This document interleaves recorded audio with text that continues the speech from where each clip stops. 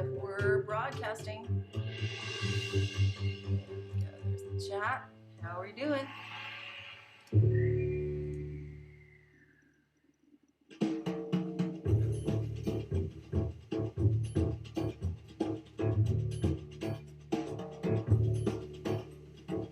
Hey, Olympia.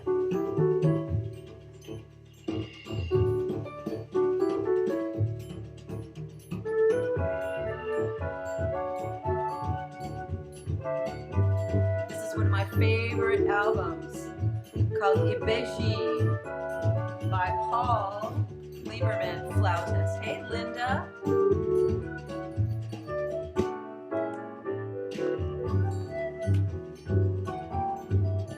Paul Lieberman.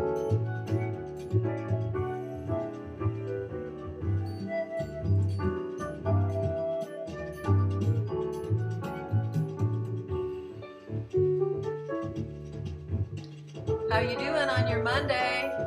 You guys ready?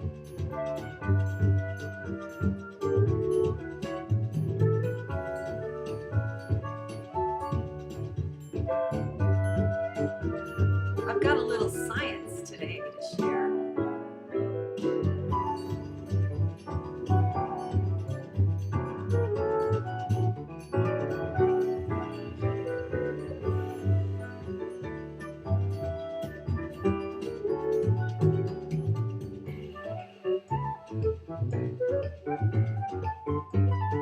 Don't you love order?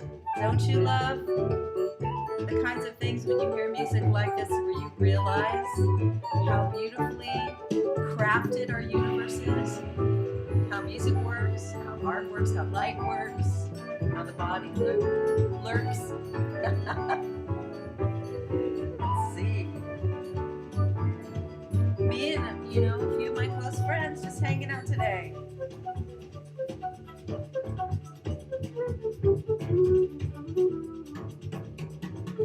Yay, Linda. Lunch with Linda. Check out this solo. We'll hear a little bit also of the piano, and then we'll get to work.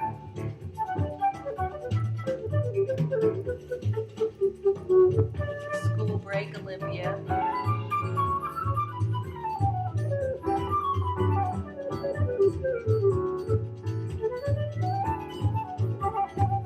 It just makes me feel joy. I feel the joy of the Lord when I hear this music. Come on. It's like bubbles in your nose from champagne, right? Hey, Jay Oliver. Could you be my nephew? Bebop flute solo. Come on. I'll let you hear a little bit of the piano, and then we'll...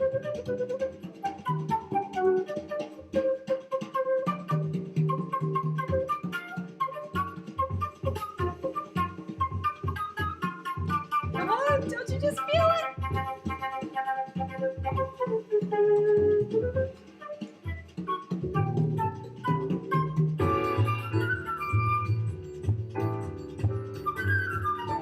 Adesky doesn't want to stop playing, but there is a fantastic piano solo in here.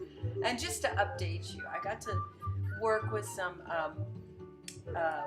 worship leaders in our state capitol yesterday. You guys know it's Tent America, right? This weekend was where they put tents up in all the state capitals and some in Washington, D.C. to intercede for the country, right? So I got to do that and go with, here's this piano solo.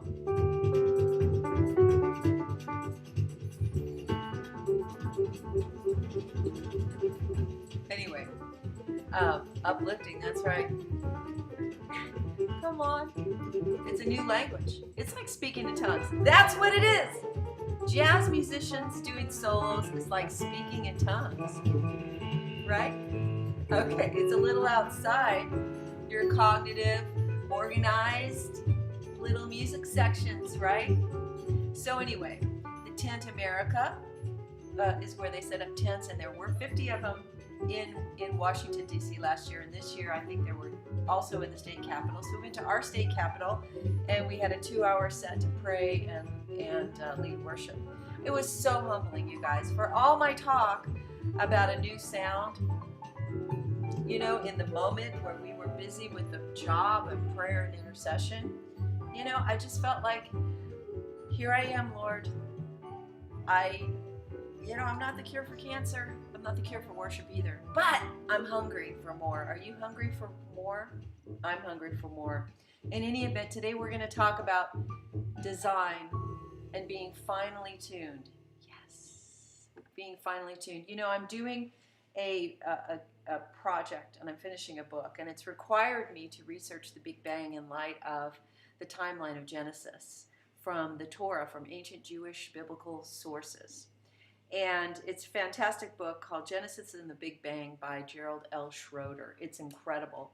Talks about time dilation and what we know about the speed of light, and how from God's perspective, he loosed things in 7 days, but with time dilation, by the time it stretched out and reached the earth, hello, you know, it was like millions, billions of years. Isn't that exciting? So I've been researching the Big Bang from that perspective. Hey, Dave, by the way, I really dug your update.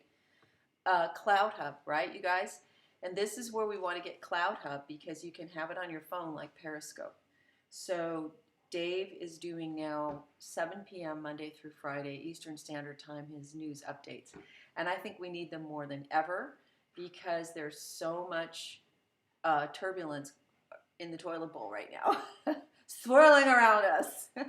And to have some just calm, clear, revelational-oriented news updates, I think is going to be super helpful. So you're going to want to watch those nightly updates, but I believe you're going to have to go to Cloud Hub to get them. But you can, once you get Cloud Hub you can get it as an app on your phone. So you know how easy Periscope is, where you can just kind of click? Well, you can also go to Cloud Hub on your phone, and you could watch the broadcasters, like I'm broadcasting right now on Cloud Hub, and Dave Hayes, that's right. So I think we ought to get into the habit, among all the things that we're doing, of checking out Dave Hayes, Praying Medics news updates, 7 p.m. Eastern Standard Time on Cloud Hub. And I don't know that they'll be in other places, because if you say that one letter of the alphabet, they can just take you off of other places, right? You just can't say that one letter. W-X, R-Z-W, can't say that. Anyways, so I've been researching different things to speak in story to the next generation about meaning in the all of it all. And how do we discover meaning in a world that does not believe in meaning, purpose, right? So this is interesting. So one of the things I am the most fascinated by, and this will relate to each of us and where we are right now, and the good fight we're in, the season we're in, and the intense position we're in, talking about fine-tuning and the argument that there is intelligent design behind the universe, that somebody thought of us first and had a great big idea, a wonderful idea, and we were that part of that idea was about us, and that this whole thing was designed in order to make us even possible. And so the argument is to look at how many things in the universe have to be precisely calibrated exactly the way they are, or life would not be possible on this planet. And when you add them all up, they're so incalculably many of them. And in one tiny slight deviation to one degree or another changes everything. And it's a powerful argument, and it's interesting. The counter to that, I'll tell you one of the counters to that argument that I find fascinating. But the idea is that the ripples in the universe left over from the original Big Bang, often referred to as the cosmic background radiation, are detectable at 1 part in 100,000. But if this factor were even slightly smaller, the cosmos would exist exclusively as a collection of gas. Stars, planets, and galaxies would not exist. Conversely, if this factor were increased slightly, the universe would consist only of black holes. That's just one thing. Another finely tuned value is the strong nuclear force that holds atoms and therefore matter together. The sun derives its fuel from fusing hydrogen atoms together. When two hydrogen atoms fuse, 7% of the mass of the hydrogen atoms is converted to energy. If the amount of matter converted were slightly smaller or larger, a protein would not be able to bond to a neutron, and the universe would consist of only hydrogen. Without the presence of heavy elements, planets would not form, and hence no life would be possible. Conversely, this is going to matter to you in a minute, if the amount of matter converted were increased to 0.8% instead of 7%, fusion would occur so rapidly that no hydrogen would remain. Then there's the issue of ratio of electrons to protons must be finely balanced to a degree of 1 part in 10 and add 37 zeros. If this fundamental constant were to be any smaller or larger, the electromagnetism would dominate gravity, preventing the formation of galaxies, stars, and planets. Again, life would not be possible. They talks about the ratio of electromagnetic force to gravity has to be balanced to a degree of 10 and 40 zeros, right? And if it weren't, it would mean that the stellar burning would be so brief to even support as an uneven to support too uneven to support complex life. Then the rate at which the universe expands must be finely tuned to one part in 10, add 55 zeros. If the universe expanded too fast, the matter would expand too quickly for the formation of the stars, planets, and galaxies. If the universe expanded too slowly, the universe would quickly collapse before the formation of stars. Then there's the mass density of the universe. Has to be finely tuned. There's the mass of the cosmos. And it goes on and on and on and on. And I have an article here. I don't have the thing. The thing. I don't have the name of it right here. But the mass of the universe exhibits such cosmic fine-tuning to simultaneously permit two features which are essential for permitting life. One is the correct diversity and quantity of elements, and two is the appropriate rate of cosmic expansion required to allow life. Such cosmic fine-tuning bespeaks foresight and planning, indicators of intelligent design. Plus, there's our place in the universe. There exist many physical factors that have to be precisely set for any planet to be hospitable to life. Life must be in the right type of galaxy. And then there's these different kinds of galaxies. And only spiral galaxies can foster life. And the Milky Way is a spiral galaxy. It has to be in the right location in the galaxy. They're situated in the right place in the Milky Way. If we were too close to the center of the galaxy, harmful radiation would make life impossible. Conversely, if our planet was too far out in the periphery, not enough heavy elements would be available for the construction of habitable planets. And life has to have the right type of star. Other planets in our solar system contribute greatly to the Earth's habitability. So it goes on and on and on and on and on. And the idea is that for you, little tomato, to be hanging onto the vine right here and living the way you do, and for all of this to happen, there had to literally be, and I really believe in the literal formation of the universe in 6 days, but what I've come to believe is that that was from God's point of view, where he was, and that when he sent forth his word, there was time dilation. And so on our end, it looks like it took millions of years. The point of all this is for all those things to be in place because he spoke them into place and because he put them all there, and for all of them to work exactly the way they did, for this planet to be created and be hospitable to life. There can be, like on all the important points, and probably way more than I could even articulate, no deviations left to right. This thing is finely tuned for us to even be here. So let's talk about that idea related to what we're in right now, to the chaos, to the confusion, to the really high level warfare that's going on, to the plot and plan to make sure that, there's a coup against our existing government. And all that's going on. And that seems very tightly planned, doesn't it? It seems like I love it when a plan comes together.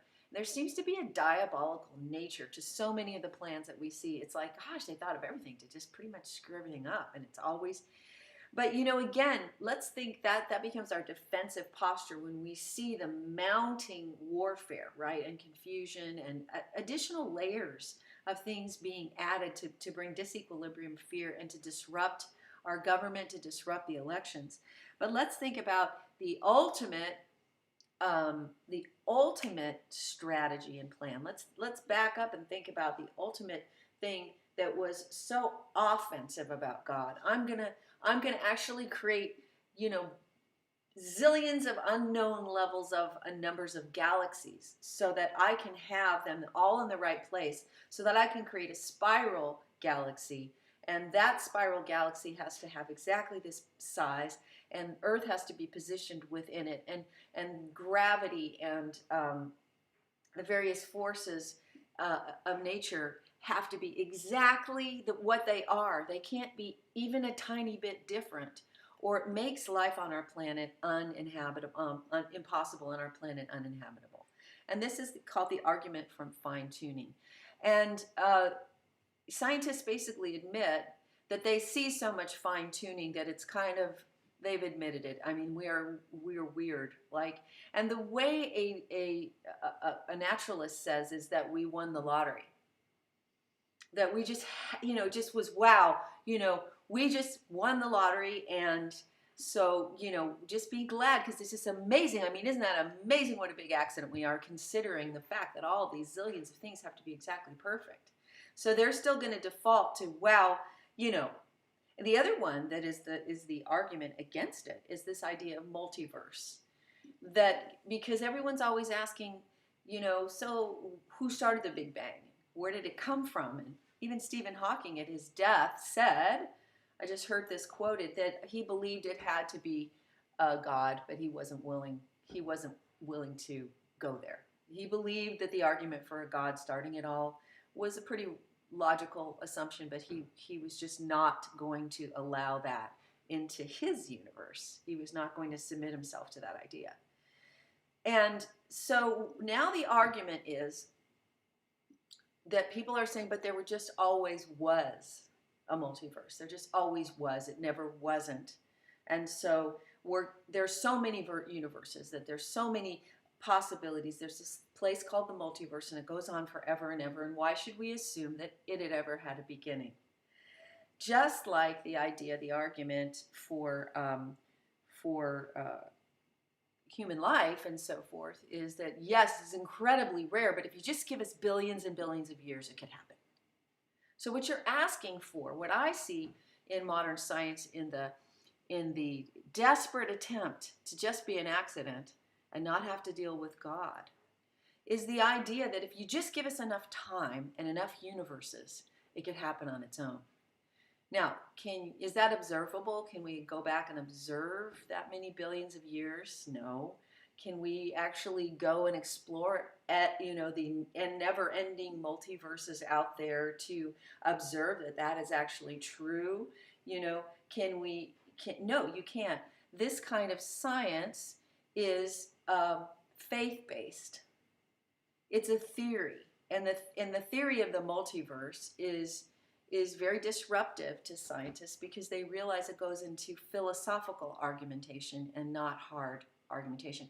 For real science to be ultimately provable, it has to be repeatable and observable, right? So what we have is evidence all around us. And we have to decide which evidence makes the most sense.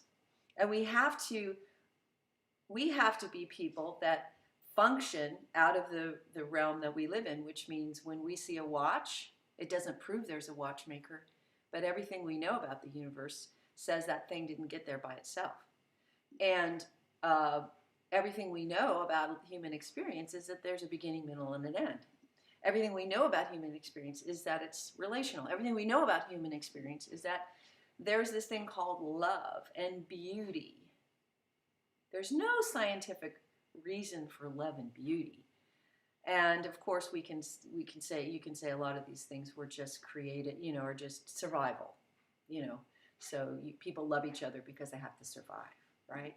But these kinds of arguments are philosophical, and they require faith To me, it takes more faith to see it as an accident. It takes more faith to come up with billions and billions and billions of years of stuff just colliding out of nowhere and just happening. But even science can't tell you why non-living matter collides to make anything living. I've never been able to reproduce the idea that non-living things can create living things. They can't. And even if it could, Gerald Schroeder says, even if we say that it's possible given enough time, he said, when you look at the timeline, there simply was not enough time for any of those accidents to have happened.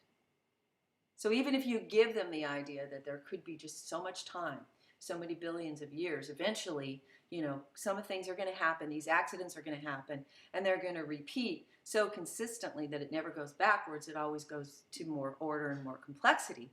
And Gerald Schroeder says, yeah, but you can't have your scientific timeline and ever let that happen because there simply isn't enough time for life to have happened that way.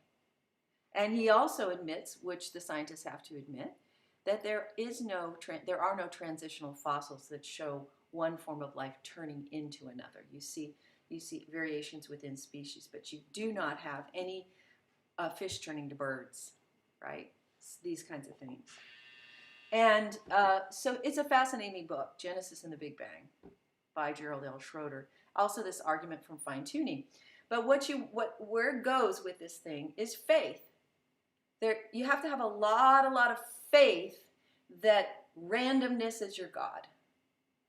You have to have a lot of faith that somewhere out there's this multiverse, and in a multiverse, all possibilities happen because it's everywhere, things at all the time, and so therefore, a multiverse explains everything we don't know. Well, that is another way of saying a God-like characteristic of the multiverse. The multiverse then becomes God.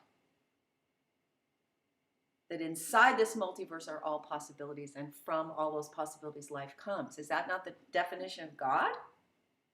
Or the billions of years, billions and billions and billions of years. Just keep adding billions, and you create a faith prospect. Okay? Why should this matter, and why does it have to do with fear? Purpose, and understanding purpose, I believe is one of the most significant things to help us overcome fear. Because fear is linked to your purpose. Fear is personal, and the way it attacks us individually is to destroy purpose. Fear is aimed, it's a spirit, it's a force, it's personal. The enemy knows what you were created for, he knows what your purpose is. He's been following your family line for billions of years, at least thousands, and he understands what the dangers are. And so fear is aimed to take you out in exactly the thing for which you were created to do. So is not the upheaval we're experiencing a plot, a very personalized plot to keep the universe that was so finely tuned and purposefully created from fulfilling its destiny, right? This is about, there are forces that do not want the universe to fulfill its destiny. And what is that? That the creation is longing and waiting for the sons of God to be revealed. So it's the revealing of the sons of God. It is Christ in whom all things hold together in him, right? It is his rule, his reign, his demonstration of his goodness and character, and the ultimate consummation of heaven and earth being made one. So fear and chaos is meant to destroy that. So what comes first? The purpose or the chaos? What is bigger, the purpose or the chaos? What is bigger, the purpose or the chaos? I'm going to vote purpose, because when you spend any time thinking about it and how deep it goes, the deep magic, as C.S. Lewis says, into the farthest reaches of the universe, and you work to see how hard people are working not to see purpose and not to have meaning and not to, or to assign. See, when you don't have purpose, you have government, you have tyranny, you have fascism. You have communism, you have socialism, you have terror, you have mind control when you don't understand your purpose. Because you have to there's a void that has to be filled. But when you have purpose and you understand purpose, this finely tuning of the universe, can we not also see the finely tuning of us as individuals? Can we not also see the finely tuned nature of the position of the United States in all of the universe right now? Can we not see that? And can we not then say, there is a design to this whole season. The plan. But I want you to think in terms of how much effort it took to get a universe that would support you, that would support us being here, that would support this hour. The planning it took for Yeshua, the Messiah, to be crucified on the exact day that Daniel prophesied, the number of days when the Messiah would be cut off, and the exact death in the life draining through his body at the 9th hour when the last Passover lamb is being sacrificed in Jerusalem. And the fact that he raises from the dead on the Feast of First Fruits. Exactly. And you know, there's a lunar, you guys know there's a lunar solar calendar in that is the Jewish calendar. It's a combination of both things. And it's not the same day every year. So it's not like a bunch of people could just get together and say, you know, we really want to pull the wool over everybody's eyes and kind of do a Messiah thing. So first of all, we got to make him swoon. He can't really die, but we got to make sure that let's see, he's got to show up at the time when the lambs are being brought into Jerusalem. So we got to put him on a donkey. And we've got to, you know, wave the branches and make sure he fulfills that. And then I got to make sure that he gets crucified. Exactly. So he'll die at the 9th hour, but not really die because he's got to swoon and wake up for a resurrection event. You know, the rotation of the lunar solar calendar that is God's calendar is so complex that it's not like you could go and say, well, let's see, he's got to be 33 years old, and let's look at all the prophecies. We'll make sure, he's got to get born in Bethlehem, and we got to line this thing up, because exactly on this day, you know, no, that God's calendar is constantly rotating. So it's just astronomical. I mean, it's just beyond thinking about these plans that put us here right now. And John Paul Jackson used to say that God had saved the very best of the bloodlines for this hour. And who said that? I mean, it was somebody on Sid Roth, you know, recently, whether it was Kevin Zadai or Tracy Cook, said God had literally saved people for this hour. How do you plan that one? That's what we're in the middle of, a design. We're in the middle of a huge design. And one of the things that I'm thinking about is I think about all the things that have to happen and had to happen and continue to happen to make life habitable, you know, the planet habitable and life possible. And purpose and meaning displayed are just infinitesimal little things, like one little change here or there could affect everything. I could read them for you, but you know, just our position in relationship to the sun and the tilt of the earth, you know, just one teeny little thing. So we're part of a big design, and this is what's happening now. It's part of a design. And we need to stay as individuals finely tuned to that design right now, because I believe, look, I'm not the cure for cancer. I am not going to save the world. I'm not going to save the planet. But it's all hands on deck right now. Every intercessor matters. Every relationship matters. Every point of obedience and stepping out in faith matters. All of our little finely tuned activities right now as patriots, as prayer warriors, as intercessors, as proclaimers of the truth, they are part of this weaving of this insanely intricate plan in the universe. And I want to say that I may not be, you know, the cure for cancer. I may not be, you know, Attorney General Barr or Amy Coney Barrett, or somebody's going to step to the stage and go, wow, you know, that person really moved the needle. But I'm going to tell you that my little finely tuned position in this matters, like yours, just like every other, just infinitesimally detailed, prescriptive for making sure the universe could come into being and support our life and demonstrate God's goodness. I'm going to say that by faith, all of the little things that we're each doing right now in sensitivity to that plan and that structure are essential for the outcome. And I want us to be encouraged by that. I want us to be encouraged that I may not be the cure for cancer. I may not be, you know, America's sackcloth prophet, fasting and praying for hours and hours and hours. But I am an ear to the ground. I'm tuning and retuning, and I'm asking to be tuned.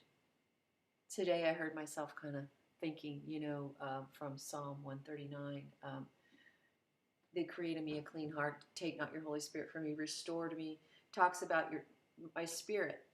Now I can't even think of it. The idea is my spirit has to be renewed. I need that fine tuning of my spirit to be in line with what you're doing, right? I want you guys to be aware that our sensitivity to the finely tuned nature of the plan right now means we need to stay finely tuned, and we need to stay really purposeful. That the things we're doing on a daily basis, the people we meet, the posts we make, the responses to conflict, the faith we exercise, the prayers we pray, the fasting we do, the fasting we don't do, all of these things. All these things are part of this glorious design of this hour, and we matter. We matter, and it's personal. It's very personal right now. So there's a lot of things overwhelming us. There's a lot of things overwhelming the system. It's going to heat up. It's going to get more intense, but it's part of a design.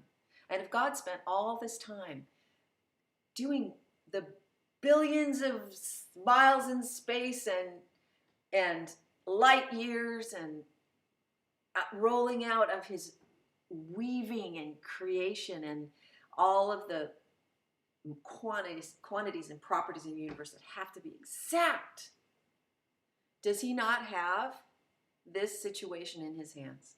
Does he not have what we're in right now in his hands? And does he not have a purpose? And are we not central to that purpose? Do our little parts, our little tiny parts, yes, they do.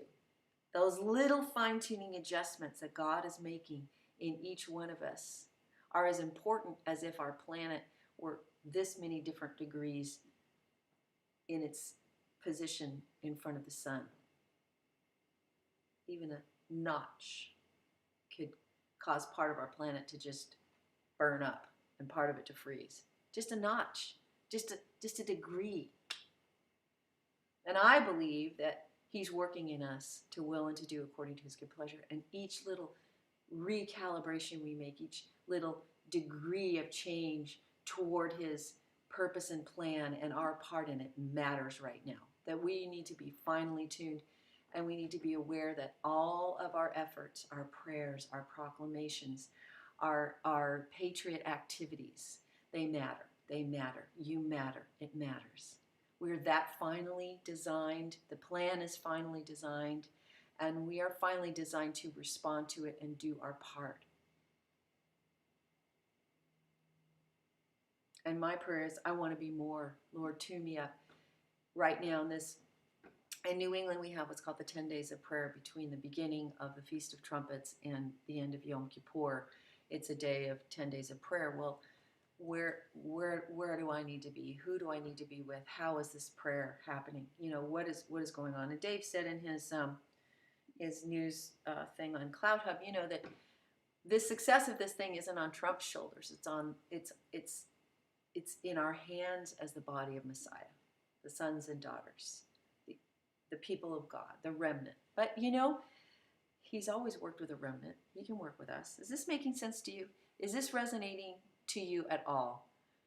When you look at the degree of planning and design and detail in the universe just to make you possible, the odds of just you, that one egg, that one sperm coming together, it's 1 and a zeros for very long zeros. Just to make you, let alone everyone else is here right at this moment, in this time, in this season. So don't tell me it's out of control. Don't tell me we're under some big judgment that's just too big for God. Don't tell me there's not a plan. Don't tell me that there's not purpose, right? But I'm telling you that the most minute of obediences and adjustments, you may feel so small and powerless right now with everything that's happening. I'm going to say you matter as much as 1 or 2 zeros on that thing related to the gases and the density of mass. Wow. I read some to you. And I could read more, but I think you get my point. And I ask for your prayers as I turn that into a story that will impact the next generation. And I want to say to you that I'm on Subscribestar. Subscribestar, search Julie Lavender. And you can, I'm hearing from people that this is yesterday in my capital city. Somebody walked up to me and said, I know you. You're on Praying Medic. And I'm like, well, I'm not. Whatever. Yes! And she said, you've really made a difference in my life. Wow. You can spend a lot of money in therapy. I'm telling you. I know. I've been there.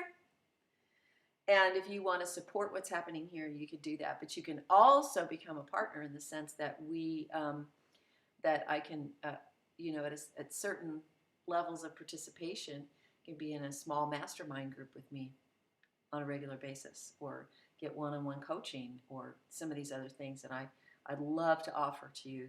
So, and wouldn't that be great? I'm doing, my husband, he was like, Jules, it's time. It's time. You're offering a lot of value. Give people a way to connect with that. I was like, okay, all right. But, he's a pretty smart guy. Listens to the Holy Spirit. So I did it. So check me out on Subscribestar and also CloutHub. And we'll be here. We're in this thing together. Monday through Friday, 1:15. Oh, I do really want to do a Presence Jazz Scope this Saturday, 7 p.m. Eastern. I have one more set of music that I have not shared with you yet that I did with the guys from Boston. So I'd really like to do that. So keep your ears peeled for that as we talk about it this week.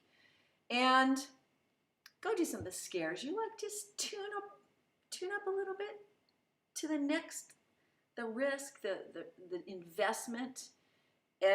All hands on deck, all parts of the body, just vibrating with our responses and our responsibilities and our part in this glorious fine-tuned plan for the sake of the kingdom of God.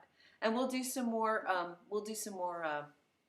Prayer scopes. I'm absolutely sure this week. How about we meet? Let's see. I got a finely tuned thing I got to do for my community Wednesday night.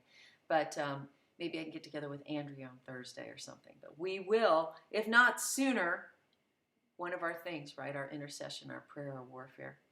All right, you guys. I will see you tomorrow.